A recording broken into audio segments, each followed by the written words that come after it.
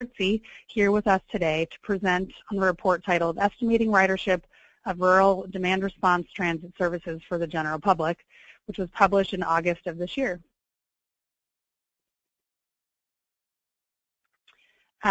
Jeremy is an Associate Research Fellow at SURTC, which is housed within the Upper Great Plains Transportation Institute at North Dakota State University. He joined SURTC in 2007. Jeremy holds a bachelor's degree in Economics and Business Management, a master's in Agricultural Economics, and is currently in the Transportation and Logistics PhD program at North Dakota State. His areas of research have included mobility and transportation needs of older adults and people with disabilities, mobility management, rural inner-city transportation demand, access to health care, alternative fuels, and travel behavior. So before I hand the presentation over to Jeremy, we're going to do 2 quick polls to get a sense of the audience today. So I'm going to launch this first poll. So if you can just select the what best describes your agency, organization, or company. And we'll give it another few seconds to get a higher percentage of the votes.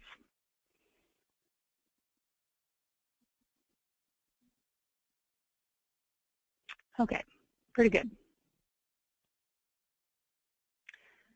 I'm going to close the poll and just share so you can see mostly we have rural, small, urban, excuse me, or tribal transit providers. So now I'm going to do just the next poll quickly. And this is just what your position is at your organization. So if you can quickly vote or submit your response here. And if you'd like to select other, you can type your answer for either question into the questions box to give us a better idea of your organization and your role in the organization. So we'll just give that another few seconds here.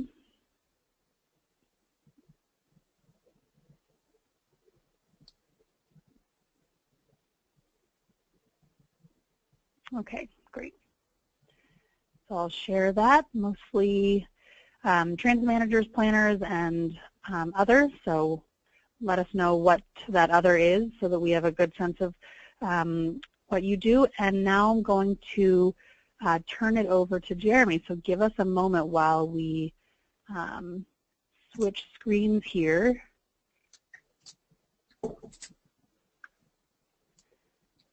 And Jeremy, do you want to take the screen?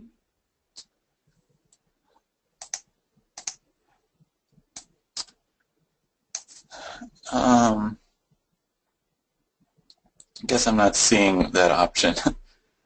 Okay, I just hid the poll results. Maybe do you see it now? Sorry about that.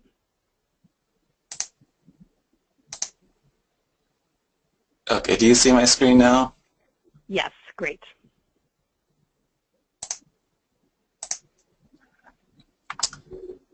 Okay, thanks, Liz. Like she mentioned, this webinar is based on a recent project that we completed titled Estimating Ridership of Rural Demand Response Transit Services for the General Public. And so before I get started, I'll go over an overview of the webinar.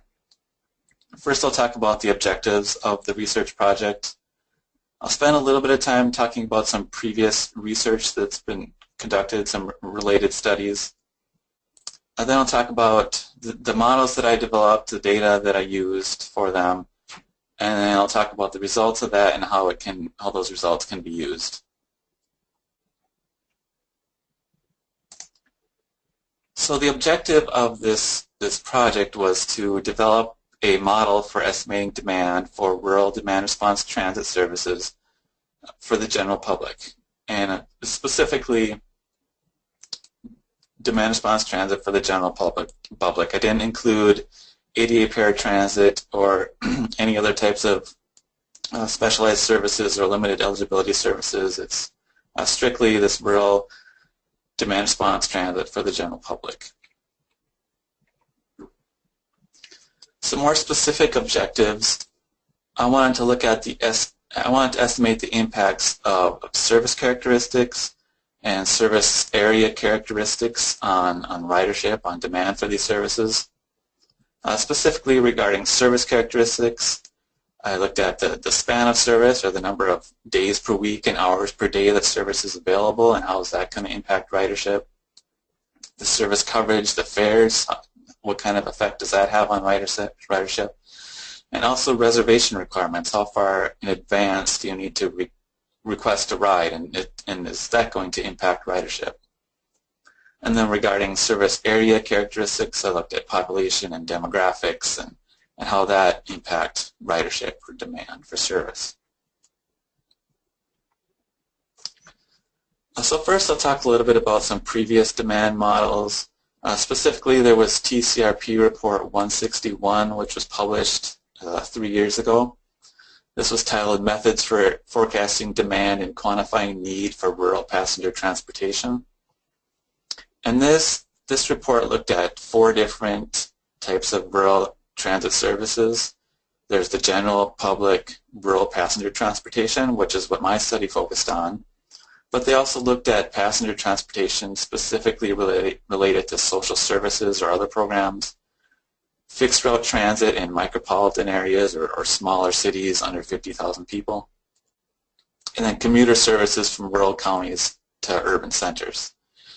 And then regarding ADA paired transit, there's a couple of TCRP reports, 119 and 158, as well as a recent study from the National Center for Transit Research. Now, before I get to my study, I'll talk a little bit about the methods that they used in these studies. First, the TCRP report 161. As I mentioned, they looked at 4 different types of transportation services. The first one was the rural general public non-program related services. And here they provided 2 different methods for estimating demand for these types of services. The first is to look at peer data, and the second was a demand function that they developed based on rural NTD data. For the peer data, the idea is to look at some similar peer systems and then calculate, for those systems, calculate their passenger trips per capita, passenger trips per vehicle mile, trips per vehicle hour, look at the mean, median, and ranges for similar types of systems, and that can give you some idea of what type of ridership you might expect. And for identifying peer systems, first you want to look at your own system. Your own system could be your best peer system. If you're looking at say expanding service into another area, the best data you could look at would be your own data. But then the next, you would want to look at systems operating in similar systems in similar settings in your own state. And then last, you could look at systems operating in similar rural settings elsewhere. And when considering peer systems, you want to look at the environment in which they operate, including the size of the service area and their funding sources, and also look at their degree of coordination with other agencies or human service programs. For the demand function, they developed this based on 2009 rural NTD data. And this is based on the assumption that older adults, people with mobility limitations, and people without access to a vehicle represent the main users of these services. And so then they analyzed this data and they came up with this equation here where the non-program demand, which is trips per year, could be estimated based on this formula, 2.2 times the population age 60 or older, 5.21 times the mobility limited population age 18 to 64, plus 1.52 times the residents of a household having no vehicle. And so you could obtain all of these demographic and population data through the American Community Survey for your service area, and then use that data to estimate demand for this types of service. And in their report, they go into some detail about where to obtain these demographic data, online through the American Community Survey. And if I have some time today, I can also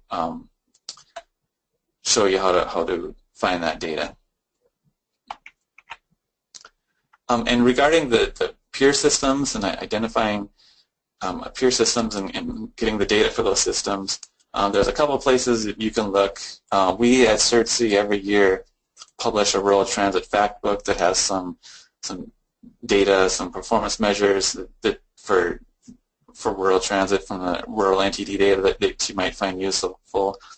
But I would also recommend looking at this Rural Integrated National Transit Database, which you can find on the National RTAP website. This was developed by Florida International University, but they have the rural NTD data back to 2007 that you can easily access through this website, and you can select specific agencies or groups of agencies that you want to look at, and you can find their data, and it automatically calculates some of the performance measures. So it's useful for looking at peer data.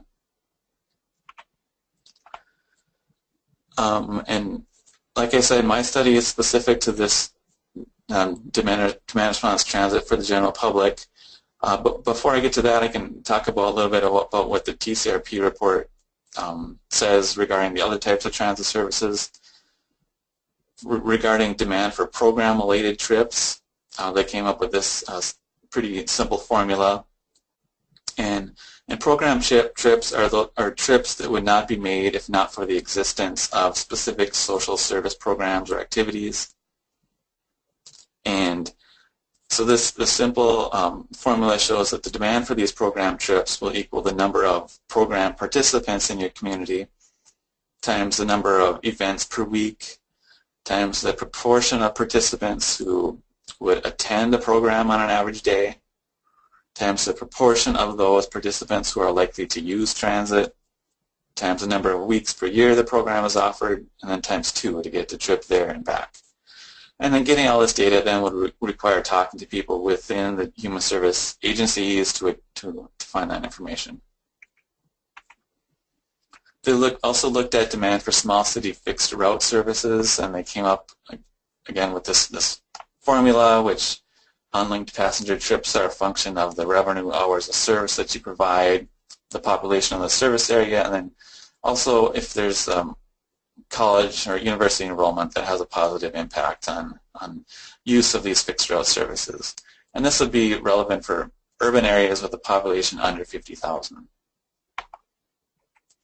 And then lastly, regarding the commuter transit, this is commuter trips from a rural county into an urban county. And the commuter trips would depend on the proportion using transit for the commuter trips and the number of commuters.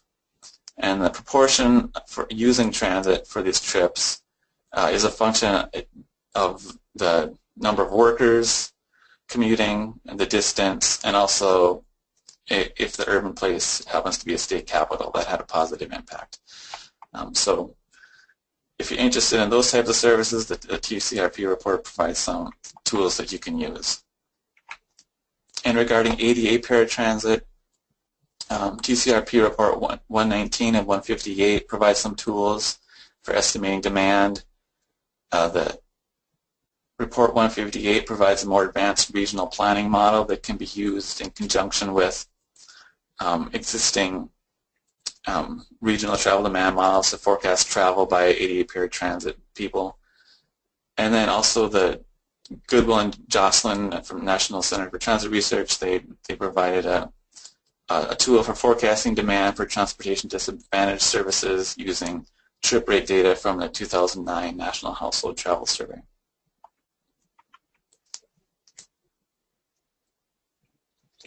So then moving on to my project, which focuses on the demand response transit for the general public in rural areas. It's expected that ridership for these services is going to be determined by the demand for the service, but also the level of the service that's provided or the service characteristics, and the cost of the service could have some impact as well. Demand for services can be estimated based on the population and the demographic characteristics. it's expected that demand will be greater in areas with higher population, and also areas that have greater concentrations of transit-dependent or transit-disadvantaged populations. And as noted in the previous research, it's expected that demand for rural transit will be greater in areas with a larger population of older adults, people with disabilities, and people without access to a personal vehicle. Now, the previous research has focused on these demand factors on population and demographics, but ridership can also be influenced by the characteristics of the service that's provided. And important service characteristics could include the number of days per week that the service is available, the number of hours per day, the advanced reservation requirements, how far in advance do you need to require a ride, and also look at, does an agency provide both demand response and fixed route service? In that case, a fixed route might be meeting some of the demand, so that the use of demand response ridership might not be as high as it would be otherwise. Is there some overlap in service area, or are there some areas where more than one agency is providing service? Are there some regional or cultural differences? Could ridership be different for tribal transit? And then lastly, the cost of the service could have some impact. This chart I just thought was interesting to look at. It plots the rural demand response transit ridership in 2013 and population. And so if ridership is going to be based on population, you would expect to see some sort of relationship like this, where as population increases, ridership increases. But instead, you see a lot of variation. The correlation isn't really that high. There's some correlation you see among the lower population areas where ridership tends to be lower, but you see quite a bit of variation. So there's not a really strong correlation, which shows that there's a number of other factors that play a role in determining ridership. So then I developed two models for estimating ridership using two different sources of data. The first one uses data from the Rural National Transit Database from 2013, as well as demographic and population data from the American Community Survey. But there's a number of limitations with the data that's available from the rural NTD. So in the second model, I collected some more detailed data through a survey of rural transit agencies, and I used the data that I collected in that survey to estimate this second model. In the first model, ridership is determined by demand factors, service characteristics, the fare levels, and some other factors. Now, ridership is defined as regular unlinked passenger trips. Sponsored trips are not included, and a few outlier agencies were not included in the analysis. Demand factors are the service area population and the demographic characteristics of the service area. The service areas were determined based on responses from the rural NTD, which up until 2013, the rural NTD showed counties that are served by each agency. So I used this to determine their service areas. Unfortunately, some of the larger multi-county agencies didn't have all of their counties listed in the NTD, so I could not include them in the analysis. There's also some limitations to this data because we don't know if they might list certain counties, but you don't know if they serve all of that county. They might provide different levels of service within the county. We don't really have that information in the NTD, so I just had to use what was available to me. Regarding the demographic characteristics of the service area, I looked at the percentage of the population that's older, 65 or older, the percentage that does not have access to a vehicle, and the percentage of the population with a disability. And these data were obtained through the American Community Survey. Regarding service characteristics, I looked at does the agency operate both a fixed route and a demand response service? Does some of their service area overlap with the service area of another agency? And that was just based on the rural NTD data and then the counties that are listed. And then also I looked at if the agency serves only a municipality. Now, agencies that strictly serve a municipality might be able to provide more trips per capita than those serving a larger geographic area because they serve a more concentrated demand with shorter trip distances and greater population density. So that could have some impact on the number of trips. That they might be able to provide more trips per capita. Otherwise, in transit agencies that serve large, low-density areas with long travel distances might not be able to provide as many trips per capita. And then I looked at fare levels and other factors, considered regional differences or whether or not the agency was a tribal transit operator. Ridership possibly could be lower on Native American reservations because of long travel distances, low densities, poor economic conditions, or maybe cultural differences. So that was just one hypothesis I wanted to test. So I had data for 731 agencies for 2013 from the NTD to estimate the model. This table just shows some statistics for the variables that are included in the analysis. So for passenger trips, the average was 26,000, the median was about 15,000, and you see there's quite a bit of variation. In the population, the average service area population was about 30,000, but then again a lot of variation, and I excluded some of the areas with population over 100,000 because I wasn't sure if that was really a reliable estimate of their service area population. We see that 17% of the service area population was age 17 or older. It was age 65 or 17% was age 65 or older. 1% didn't have a vehicle, and 15% had a disability. And if you compare these numbers to the overall U.S. population, about 14% is age 65 or older, and 12% has a disability. So you see a little bit higher concentrations of older adults and people with disabilities in the areas served by rural transit. And also 20% of these agencies also have a fixed route service. 16% serve just a municipality. 1% were tribal transit. Now there's some limitations to the data in the rural NTD. As I mentioned, the service area information is incomplete and imprecise. I didn't have counties served for all the agencies, and we don't know if they serve, for the counties listed, we don't know if they serve entire counties or if they provide different levels of service within the county. There's no data in the rural NTD about how many hours per day they provide service.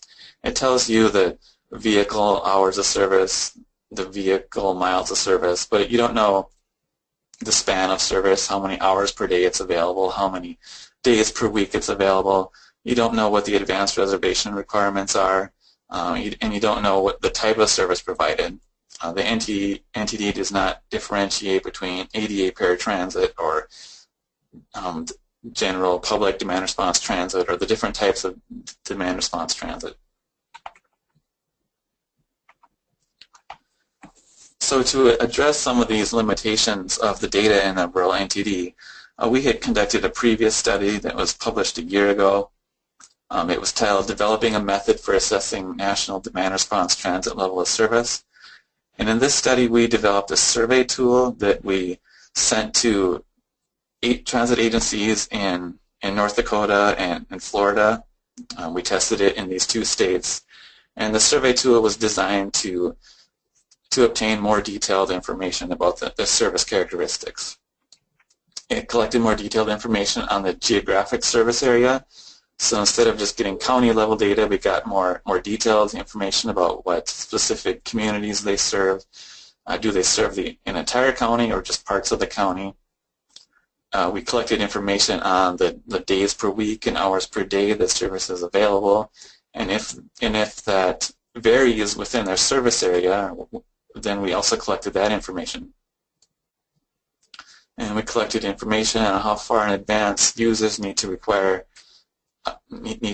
a ride, and information about the type of service and the service eligibility. And so this previous study collected these data for number of transit agencies in North Dakota and Florida. But the data wasn't enough to develop a demand model for this study. So I conducted a few additional surveys across the country, and I ended up with enough data for 68 rural demand response transit agencies across the country to be able to use in this demand model. Now, a lot of these agencies were from North Dakota. 20 of them were from North Dakota, and then 6 were from Florida. We also had 6 from Nebraska, 4 from Minnesota, and then the remaining 32 of them were dispersed across the country. We had responses from a total of 24 different states. So in the second model, I used the more detailed data collected in this survey, and the model estimates ridership as a function of the service area population. And with this more detailed data, we were able to get better estimates of what exactly their service area population is. And then ridership was also determined by the hours of service that they provide per day, the number of days per week that they provide service, how far in advance you have to reserve a ride, and it also included if they operate both fixed route and demand response, and then finally the fare level. Now, regarding the hours of service per day, I looked at 3 different levels. I looked at if they provide 12 or more hours a day, 5 to 12 hours, or less than 5 hours. And regarding days per week, I looked at if they provide either 6 or 7 days per week, 5 days per week, or less than 5 days. And for advanced reservation time, I looked at if they allowed for same-day service, or if you had to reserve a ride 1 day in advance, or if you had to reserve a ride 2 or more days in advance. And if you had more data for more agencies, you could look at more detailed service levels. But this was the best I could do with it, with the amount of data I had available.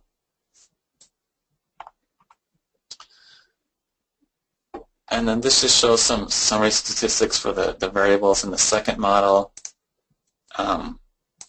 Again, you see the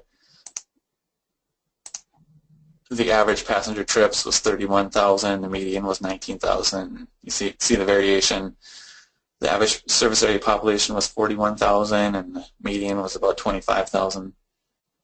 We see that 29% of the agencies provide service 6 or 7 days a week. 62% provide service 5 days a week, and then the remaining about 10% provide less than 5 days. 34% provide service 12 or more hours a day.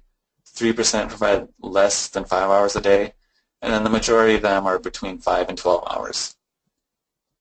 43% of them allowed same-day reservations. 49%, about half, required reservation the prior day, and then the rest required reservations 2 or more days in advance.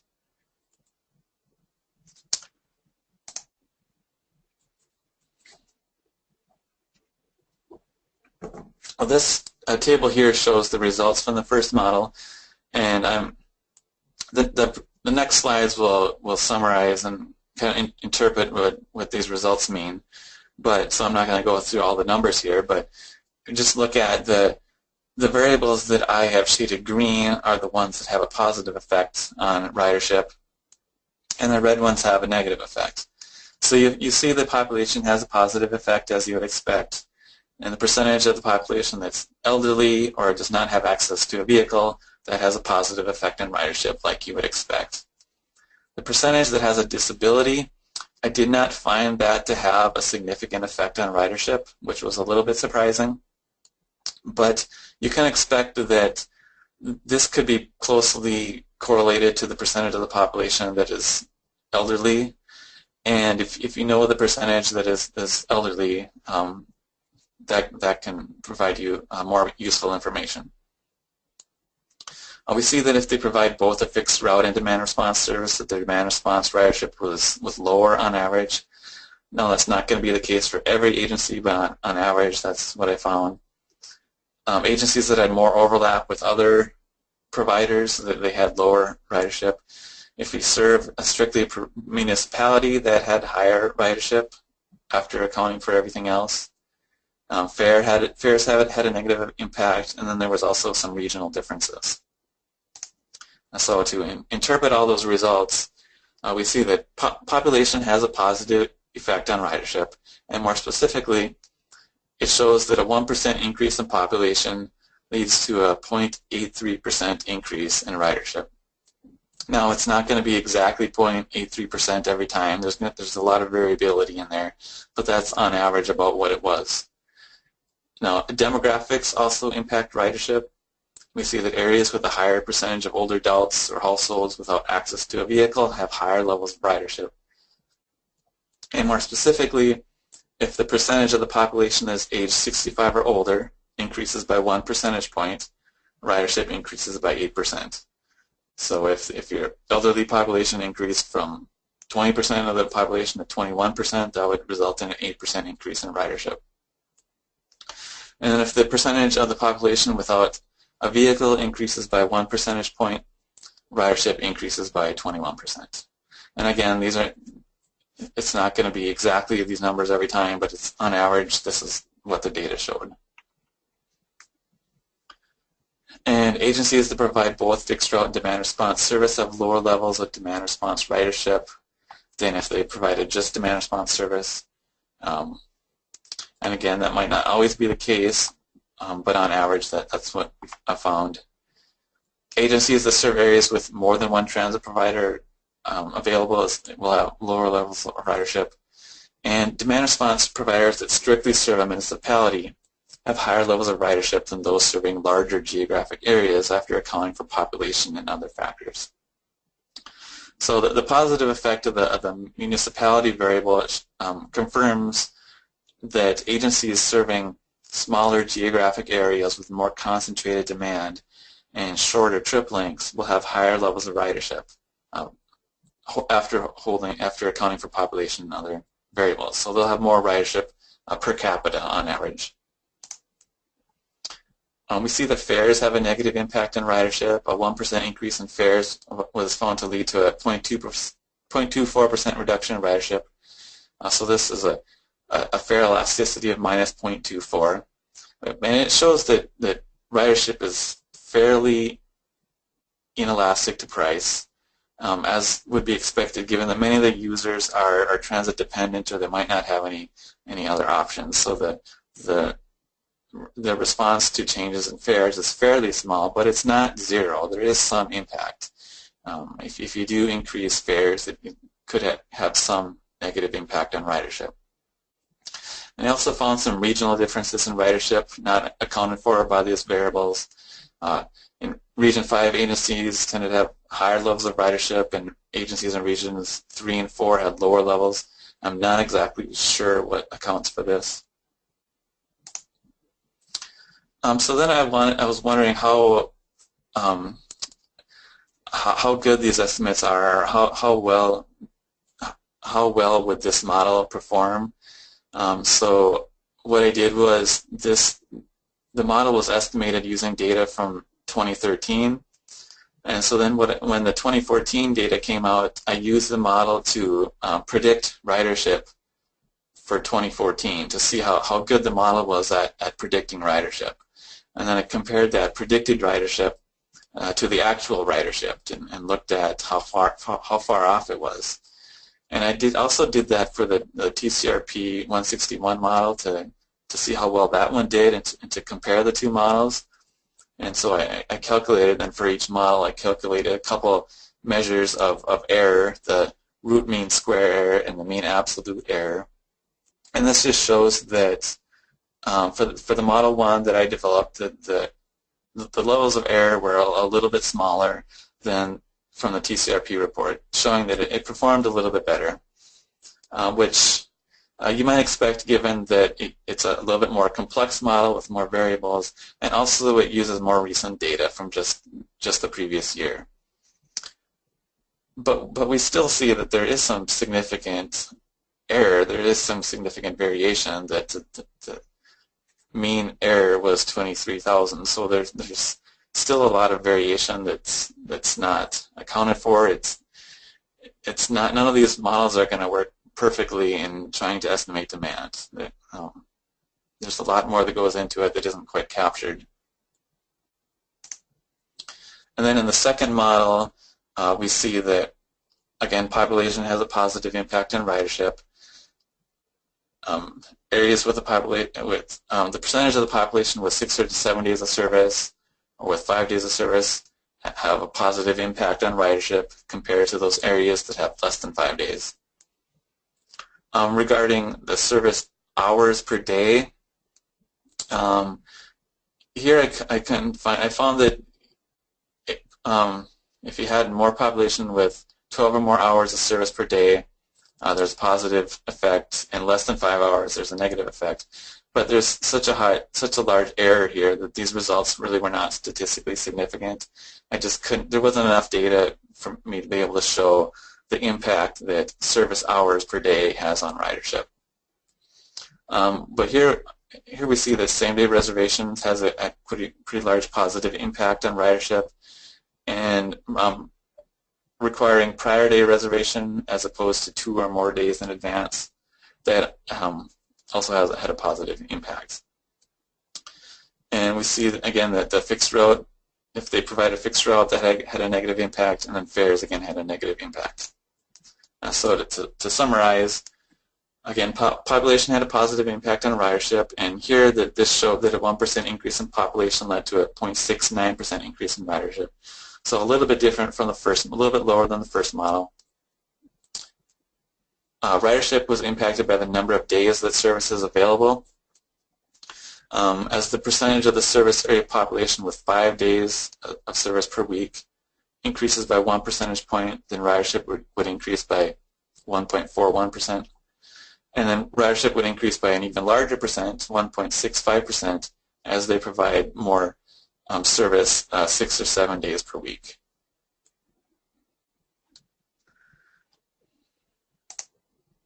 And here we found that advanced reservation time has a negative impact on ridership. If they have to reserve a ride farther in advance, that had a negative impact. So compared to agencies that require service 2 or more days in advance, ridership is 124% higher for those that require reservation just 1 day in advance, and it's 200% higher for agencies that allow same-day service. And then again, we see that agencies that provide both fixed route and demand response service have lower levels of demand response ridership, and then fares have a negative impact on ridership. Here, a 1% increase in fares led to a 0.12 reduction in ridership, which was a little bit different result from the first model, a little bit lower. So now the applications of these models, it can be used to forecast demand for new services. It can be, if you're looking at providing services in new areas, expanding service, you can estimate the impact of service changes, such as changes in geographic coverage, changes in span of service, the number of days per week or hours per day that you provide service, the fare levels, the reservation requirements. So you can look at, if you make changes to those service characteristics, how that could impact the ridership. The results can tell you where it would be most beneficial to add service based on the population and demographic characteristics. And would it be beneficial to expand geographic coverage or increase the span of service in existing areas? This model could be used to look at that. And it can be used to project future ridership based on population and demographic changes.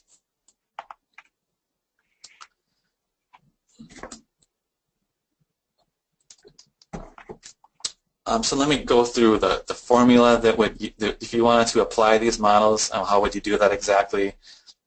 This is the formula that you would use from the first model. And this model estimates the natural log of ridership, and I'll explain in a couple of slides what that means exactly, or how you get from the natural log of ridership to actual ridership. But the model would calculate the natural log of ridership times 0.83 times the natural log of population, and again I'll explain how you calculate that. Plus 7.99 times the percentage of population age 65 or older, plus 21.15 times the percentage of population without access to a vehicle, minus 0.65 if the agency also operates fixed route service, minus 0.41 if times the percentage of the population that has access to other demand response service, plus 0.77 if they operate strictly within a municipality, minus 0.24 times the natural log of the fare, and then some other adjustments based on the FTA region that they're located in. So for the obtaining the data, you can get demographic data from the American Community Survey, and this data can be obtained through the American Fact Finder, which you can go to factfinder.census.gov. And if I had time at the end, I could kind of walk through that. But the TCRP Report 161 also provides a walkthrough for how to obtain this data. If you go to the American Fact Finder and do an advanced search and look for ACS 5-year data, and you can search for, you can browse different tables, and you can find data for specific counties or cities, and you can look through specific data tables. These are the data tables that I used in my study for obtaining the data for the total population, for the elderly population, population without access to a vehicle, and population with a disability. And then doing the calculations, applying the model. As I mentioned, it takes the natural log of the population and fares. So to do this, a number can be converted, and it can be converted to its natural log in Excel using the following formula: just equals ln, and in parentheses the number. And so if your service area population is 20,000, then in Excel you just put in equals ln in parentheses 20,000, and that'll give you the number that you can plug into the formula. And the reason I use the natural log is that the model just works better. It provides better results. In some cases, if you make some data transformations like this. The percentage of the populations of older adults and households without vehicles, in the model it has to be represented as a decimal number. So if 20% of the population was 65 or older, in the model you would put 0.2. And then the resulting calculation that you would get is the estimate for the natural log of ridership. And if you want to convert that into actual ridership, you would use this formula in Excel. Just put in equals EXP and then the number in parentheses, and that'll give you your estimate for ridership. In the second model, again, this estimates the natural log of ridership.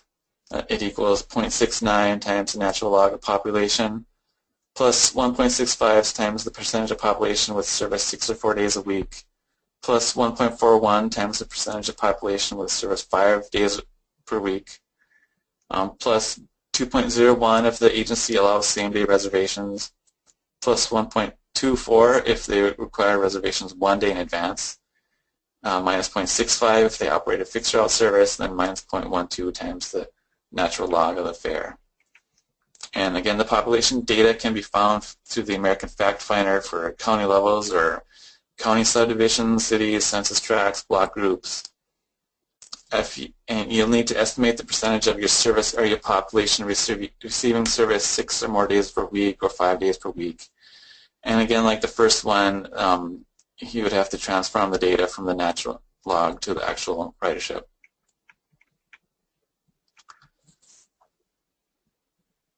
So some conclusions from this. A few existing demand models exist, but they have a limited set of variables. And this study developed 2 new models first using data from the 2013 rural NTD, and the second using a more detailed service data collected by a survey of transit agencies. And while the previous studies have shown that the populations of older adults, people with disabilities, and people without access to a vehicle can significantly impact demand for demand response transit service, this study also showed that there's other factors that have significant impacts. And then by doing it by trying to predict ridership for 2014 and seeing how well that this model performed, I saw that it did better than the models estimated in the previous study. And similar to previous research, the first model showed that the demographic characteristics are important. Ridership was found to significantly increase when the percentage of the population comprised of older adults or people without access to a vehicle increased. That has pretty significant impact on ridership. And geographic characteristics of service are also important. The positive impact of the municipality variable in the model showed that agencies serving smaller geographic areas with more concentrated demand and shorter trip lengths will have higher levels of ridership per capita. Both models show a negative impact of fares on ridership.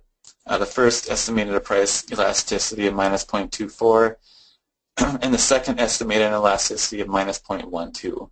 And given that the first model used data for a much larger number of transit agencies, its results might be more reliable. But in addition to these variables, it should be expected that quality of service and the service availability should have an impact on ridership. And the second model showed that. It showed that as agencies provide more days of service per week, they had higher levels of ridership. And this increased ridership could simply be due to there being more hours of service that's available. But there could also be increases in trips per service hour if the riders find that the higher level of service is more reliable and more useful. But I can't tell that exactly from the data that I had available. More data would be needed to determine if there's an actual increase in service in trips per service hour. And the effect of service hours per day was not found to be significant, but that could be due to the limited amount of data that I had available to me. And lastly, the model also showed that the advanced reservation time is important, that agencies that allowed users to reserve rides on shorter notice had higher levels of ridership, and the magnitude of the effect was fairly significant. And that could have important implications as agencies are attempting to improve service quality as to serve more riders. So this study provides two new tools for estimating ridership, which can be used in conjunction with the existing models or peer analysis.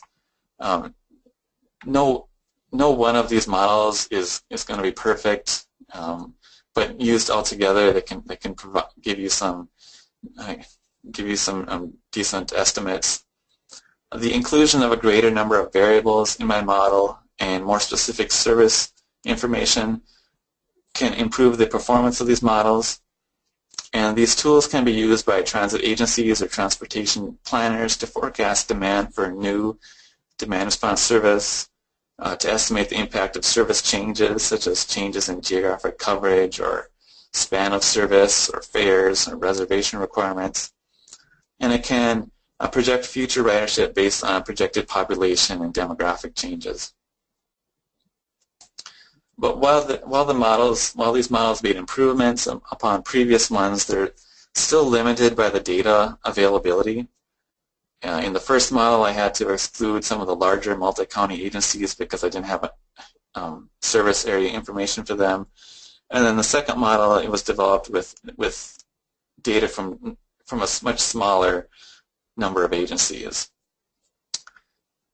And many of those agencies were from the same state, which also could have had some impact. So if I had a data set like I used in the second model for a much larger number of agencies, and then you could do a lot more with that. And the model outputs could be used to identify high productivity systems, which would be systems with ridership higher than the model would predict based on their population, demographic, and service characteristics. And then you can look at the attributes of those high productivity systems and study them further to better understand the factors that are fostering success. So this study makes some improvements in predicting ridership, but there may be many factors specific to each agency and each community that are not captured by the model. And so this was a fairly quick study I did based on the data I had available to me, but I'd like to continue to try to improve this model as I'm able to collect more and better data. So if anyone has suggestions for how these models can be improved, I'd certainly be happy to hear that. So that concludes the presentation. This presentation is on our website at SURTC.org, and I think you can also click on the link to obtain it. And at this point, I could take any questions. Great. Thank you so much, Jeremy. I do want to see Mary Claire, you've had your hand raised, and I'm going to unmute you and see if did you have a question to ask over the phone or over your mic and speaker? So I'm going to give you a chance. You should be unmuted. Mary Claire, are you there?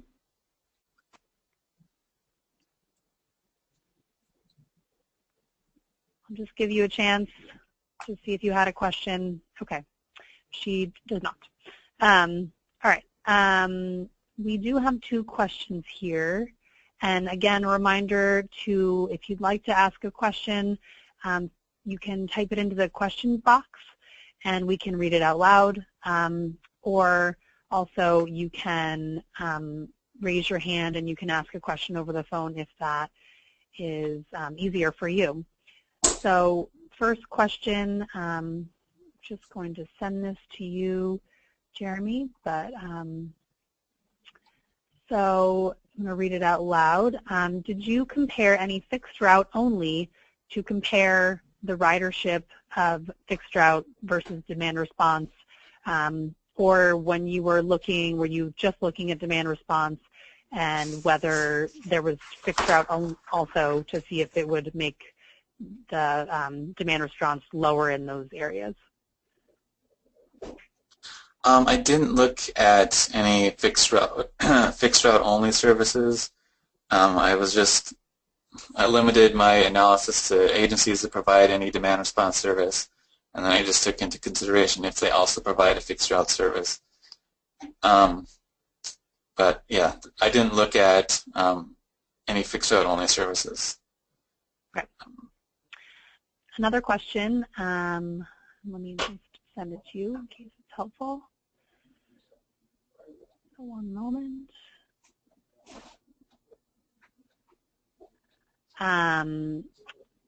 Is it better to shrink your service area or reduce the number of days you provide service if you have to cut service?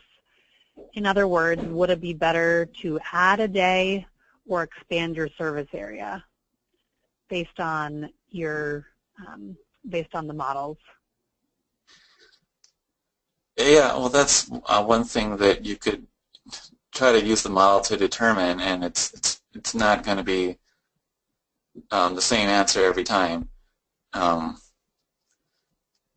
But you could try to apply the model to see that if you shrunk your service area, if you do service area population, how much would ridership decrease? And then you could also look at if you reduce the number of days of service, how much would ridership decrease, and then you could compare that, and the results would depend on, I guess, how much you're shrinking service area, or the specifics for each case would be different. But that's one thing that you could use the model to look at, and the model, it's not very precise regarding the number of service days because I had to limit it to either 6 or more, 5 or less than 5. So if you're shrinking from 7 to 6 or from 4 to 3, the model can't really tell you that. And I would, if I had more data for more agencies, it could get a little bit more precise and try to give you some better estimates for that. Right, and it'll depend on every agency and their unique situation and their goal. Your goals, if you're trying to reach more people or, yeah. So then a question, kind of just to confirm, she asks, so if we're looking to implement a new route or service, we should use the calculations of either Model 1 or Model 2 to estimate ridership. Is that correct? Yeah, you can use either model, and they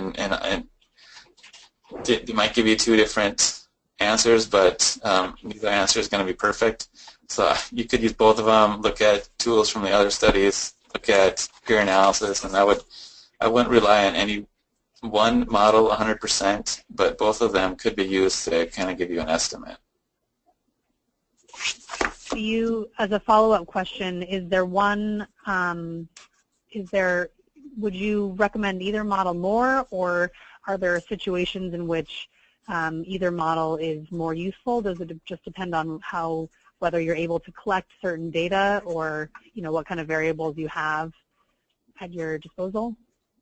Yeah, it depends somewhat on that, and I wasn't able to compare these 2 models to see which one performed better more often. But the first model, I think it's based on a much larger data set, and it might be a little bit more reliable, and I was able to compare that model to the other TCRP model, so I have a little bit more confidence in that model. The second model it could prove useful, but it was based on a smaller data set, and I wasn't able to really estimate how well it performs. So I could say a little bit more confidence in the first model, but they both could be potentially useful. Okay, great. Well, we'll just leave another moment and see if anyone else has any other questions. And Jeremy's email address is on the screen, so definitely reach out to him. The report is available on the control panel or on the SURTC website. And we'll also have a link to it on our website when we post the recording if you'd like to share this with any of your colleagues. So it looks like there aren't any more questions, so I'll wrap up. That was good timing. I'm going to show my screen again just for a few more closing slides. Oops. Sorry, should have started from current slide, but fortunately not too many. So just wanted to end here. If anyone has any questions or recommendations for future webinars or anything, feel free to reach out to me, etaylor@nationalrtap.org, or our phone and other email addresses are listed here. The recording and the slides will be on our webinars page. And I'd also like to put in a plug for the third National RTAP Technical Assistance Conference, which is going to be next October 29th to November 1st in Omaha, Nebraska. So we're planning that conference now, and stay tuned for more information. The website is listed. We're going to be putting out a call for presentation soon, and we'd love to have your participation and to see you there. So Jeremy, thank you so much again for presenting this research and the models, which are hopefully going to be useful to our attendees. I learned a lot and really appreciate your time. So thank you everyone for joining us. Thanks Jeremy, and I wish everyone a happy Thanksgiving next week. Thank you very much.